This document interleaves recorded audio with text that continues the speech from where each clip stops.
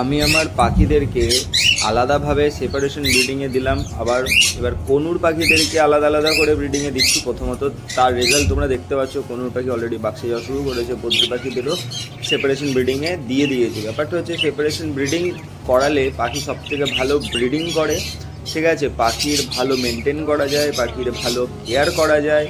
আর separation breeding করালে সবথেকে advantage যেটা হয় সেটা হচ্ছে পাখির ব্রিডিং খুবই ভালো হয়, ডিম নষ্ট হওয়ার চান্স কম থাকে, বাচ্চা মিস হওয়ার চান্স কম থাকে, ঠিক আছে।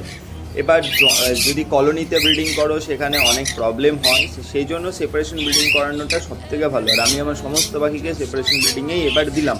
তো সমস্ত কনুর পাখিকে জোড়া হিসেবে আলাদা আলাদা করে তাদেরকে সেপারেশন ব্রিডিংয়ে দিয়েছি। শুধুমাত্র ইয়েলো সাইড কনুরদেরকে এখনও সেপারেশন ব্রিডিংয়ে দিইনি, তাদের জন্য বক্স আনতে হবে। কিন্তু যেই পাখিগুলো আমার ব্রিডিং দরকার এখন আপাতত সেইগুলো আমি ব্রিডিংয়ে